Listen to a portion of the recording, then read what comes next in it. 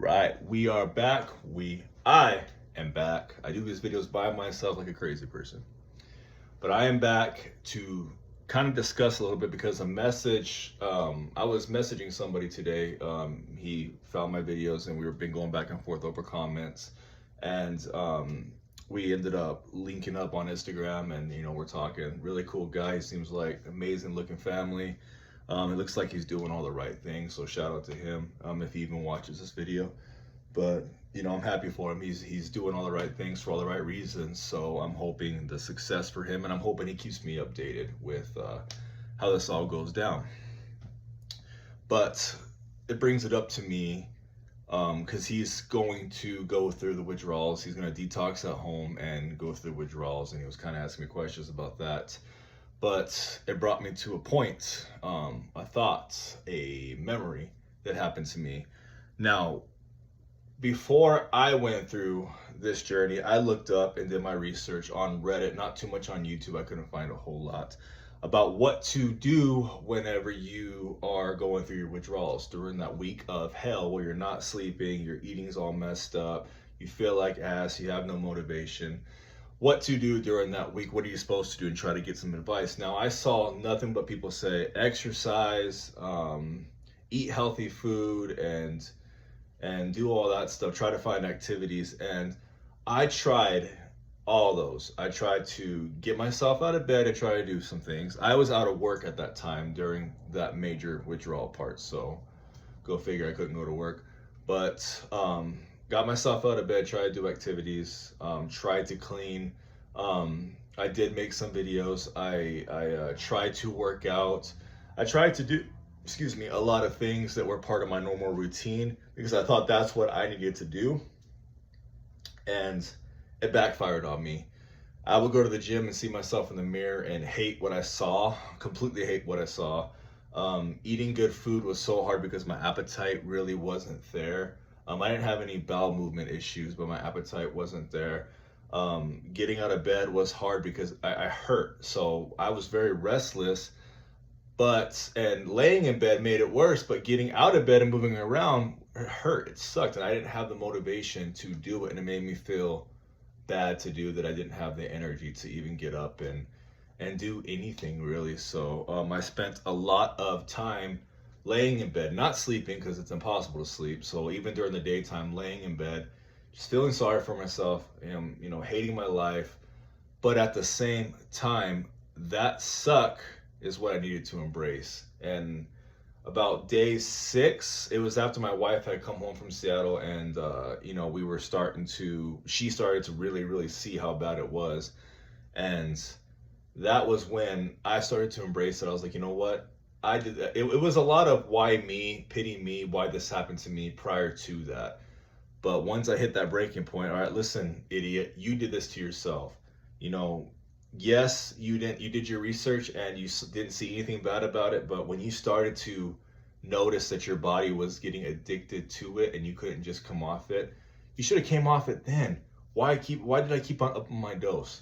So once you realize that, in my opinion, and you embrace the suck that you did this to yourself, there's nobody else to blame but yourself. That's kind of when it started to get easier for me.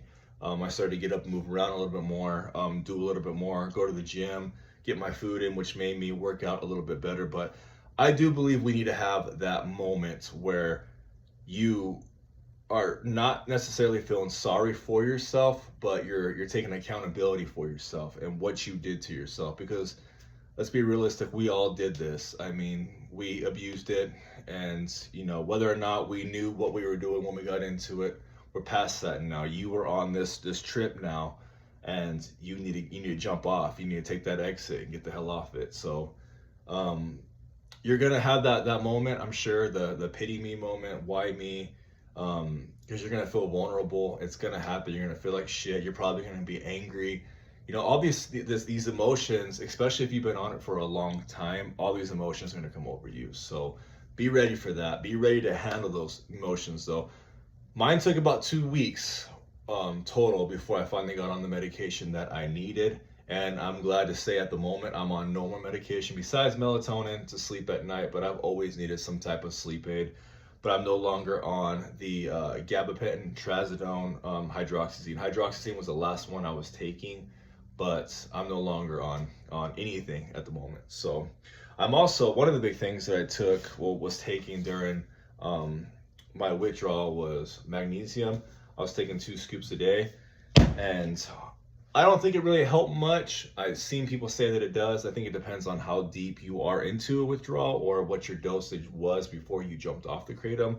But for me, I didn't notice anything. It didn't help me sleep. It didn't help with any bowel movement issues. But like I said, I didn't have a whole lot anyway. But I've heard people talk about this helps you poop. But it didn't really help me much, and it didn't really do a whole lot. But I bought the big container of it. Magnesium's good for use, so I've been taking it.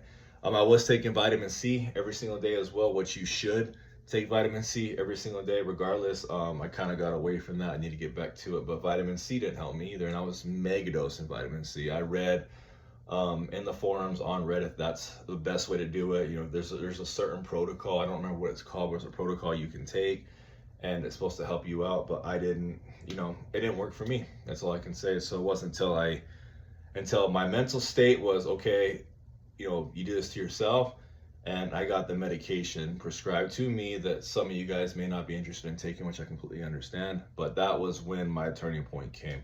Anyway, long rant over.